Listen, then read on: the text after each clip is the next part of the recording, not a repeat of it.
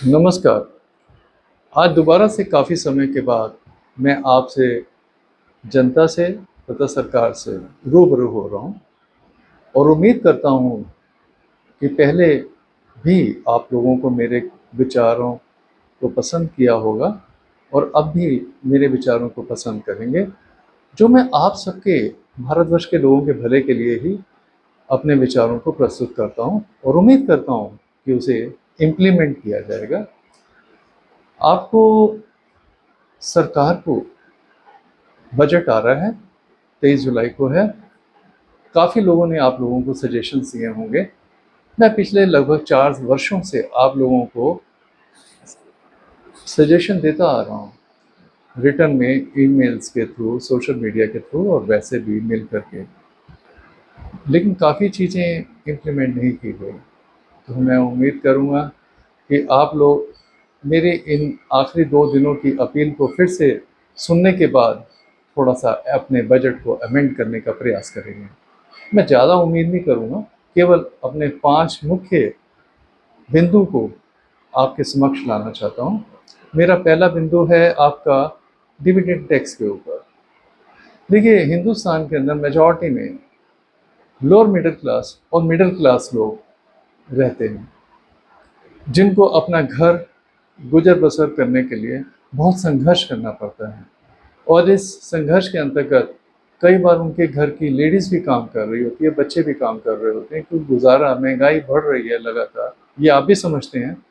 लेकिन महँगाई को बढ़ता हुआ दिखाया नहीं जाता सरकार के द्वारा कुछ कोनों के अंदर।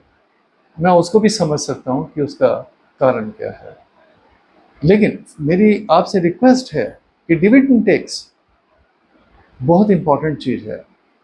एक कॉर्पोरेट लोगों को फ़ायदा देने के लिए कि उनके प्रॉफ़िट लॉसेस के अंदर प्रॉफ़िट ज़्यादा बेहतर आए, उसको हटा दिया गया और उसको उठा के पब्लिक के ऊपर डाल दिया गया।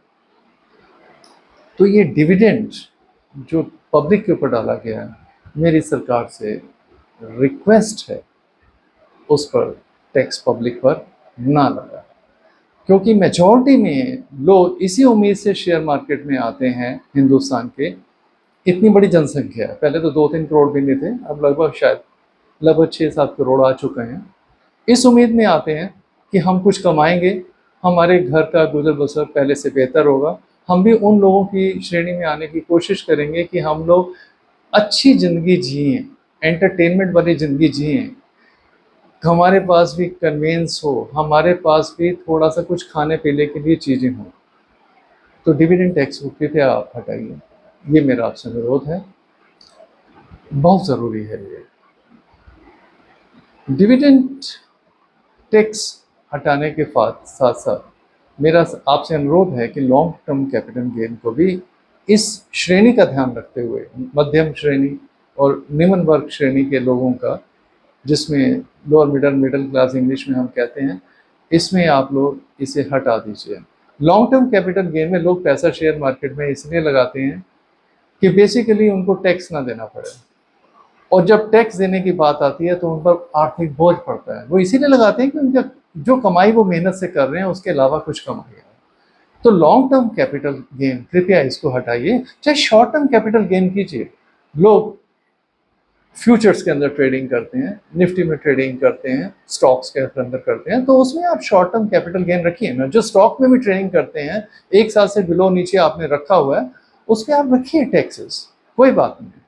उसमें आप कितने विभिन्न रूपों में टैक्स लेते हैं, लेकिन इसे हटाइए, लॉन्ग टर्म कैपिटल गेन्स को, शॉर्ट टर्म कैपिटल गेन रखिए।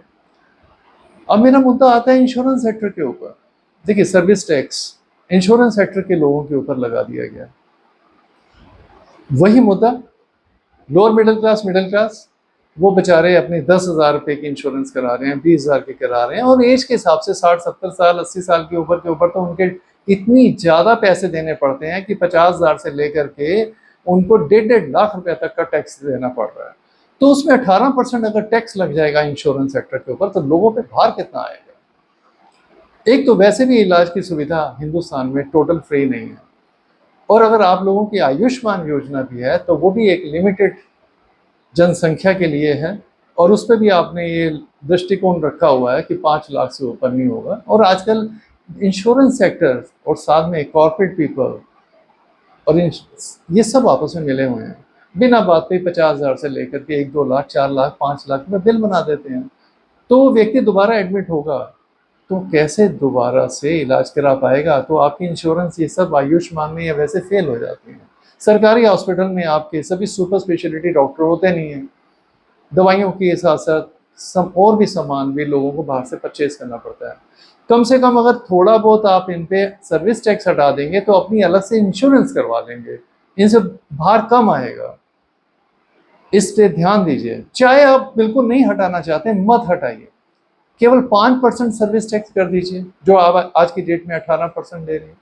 मेरा अनुरोध है सरकार से, इस पे गंभीरता से सोचिए और इम्प्लीमेंट कीजिए इसे। अभी बजट पेश नहीं हुआ है, अमेंडमेंट की जा सकती है, आपके पास अभी भी 2 दिन का समय बाकी है। तीसरे दिन 23 तारीख जुलाई की 2024 को बजट आना है।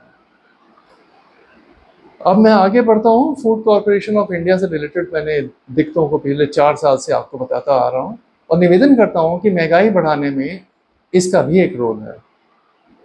किसान चाहता है कि उसका खर्चा ना हो, ट्रैक्टर की ट्रालियों के ऊपर वो या प्राइवेट कन्वेंस करके इतनी दूर जा कर के वो अपना गेहूं, चावल, धान जो है आपका, ज्वार बाजरा है या दालें हैं, उनको जा कर के बेचें। बेटर है ना कि गवर्नमेंट डायरेक्ट ही परचेज करें उनसे।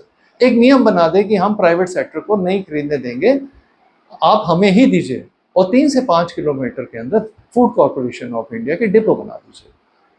अब मैक्सिमम प्राइस वो रख ही रहे हैं, हर साल थोड़ा थोड़ा बढ़ाते भी हैं। तो महंगाई बढ़ाने में इसका भी बहुत रोल है, क्योंकि इसमें व्यापारी लोग, इसके साथ साथ दूसरे लोग, दलाल लोग आ जाते हैं। कुछ आपके पॉलिटिशियन से लेकर के कुछ सरकार भी इन्वॉल्व हो जाती है फ़ायदा कमाने के लिए। तो उससे क्या है कि भाव बढ़ जाता है। देखिए ना, आटा, गेहूं जो सिर्फ 20-22 रुपए किलो बिक रहा था, आज की डेट में 35 से 50 रुपए किलो है। एमपी के नाम पे बेचा जाता है या हरियाणा, पंजाब के नाम पे बेचा जाता है। ये महंगाई क्यों बढ़ा रहे हैं? इसका सीधा फर्क जनता के ऊपर पड़ रहा है, जिसमें निम्न वर्ग भी आ रहा है, निम्न मध्य वर्ग भी आ रहा है और मध्यम वर्ग भी आ रहा है। कैसे खाएंगे वो लोग? दालों की कीमत 125 से लेकर के 200-250 रुपए किलो तक हो चुकी है, जो पीछे आराम से 50 रुपए से लेकर के 110-120 रुपए किलो तक सारी दालें मिल जाती थी। ऐसा क्या हो गया 1 से 2 साल के अंदर कि महंगाई इतनी बढ़ गई? आपको अपनी कमी सुधारनी चाहिए, इसमें सरकार का भी रोल है। वो ऐसे लोगों को बीच में आने ही क्यों दे रहे हैं? उनकी हड़तालों को चलने ही क्यों दे रहे हैं? उनको मौका ही क्यों देते हैं, जबकि पता है कि वो बीच में बिचौलिए का काम कर रहे हैं, गलत काम कर रहे हैं। आपको फिक्स प्राइस रखनी है तो फिक्स प्राइस से 20% का मार्जिन देके प्राइवेट कंपनियों को दे दीजिए, जो ये व्यापारी हैं। वो 20% में 5%, 3% अपने पास रखें, 15 से 10% के आसपास आपका रिटेलर रखे, और अगले जो 5 से 7% है वो एक उसका सब डिस्ट्रीब्यूटर रखे, जो बीच में जो गेहूं के गोडाउनों में माल बेचते हैं या आपकी दालें बेचते हैं। मार्जिन फिक्स कर दीजिए ना, सब सरकार के हाथ में है। डायरेक्ट आप परचेज कीजिए। समझ लीजिए आपने 20 रुपए किलो में गेहूं खरीदी है, फॉर एग्जाम्पल बता रहा हूं, तो 20% कितना बना आपका सर? 24 रुपए टोटल। तो 24 रुपए में मार्केट में माल अवेलेबल पब्लिक को हो जाएगा, तो महंगाई क्यों बढ़ेगी? जिसके अंदर आपने 3 से 5% मेन व्यापारी को दे दिया, उसके सब स्टॉकिस्ट को दे दिया, 5 से 7%, 10% रिटेलर को दे दिया। आपस में जाने, आपस में बांटे, कैसे देना है, कैसे ट्रांसपोर्टेशन कॉस्ट आएगी, उनकी सिरदर्दी है, वो धंधे में है।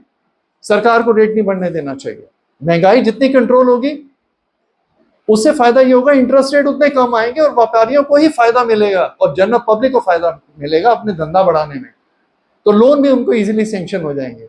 समझिए, आप लोग इतने विद्वान लोग बैठे हैं संसद के अंदर, क्यों नहीं समझते, क्यों नहीं सलाहकार समझते फाइनेंस डिपार्टमेंट के लोग जो आईएएस की डिग्री लेकर के बैठे हुए हैं? सिंपल सा मैकेनिज्म है। मेरा अनुरोध है, इस पे विचार कीजिए। इसके साथ साथ मेरा यही अनुरोध है कि मेरी फिलहाल इन चीज़ों पे गौर कीजिए और इसके साथ साथ हिंदुस्तान के लोगों को और अपनी सरकार को भी मजबूत कीजिए, संगठित कीजिए, ताकि देश जो आज 10 साल से ठीक ढंग से किसी भी तरह से पहले से बेहतर चल रहा था, आने वाले अगले 5 साल में बेहतर ढंग से चले, ताकि आप लोग तरक्की कर सकें और जनता तरक्की कर सके। धन्यवाद।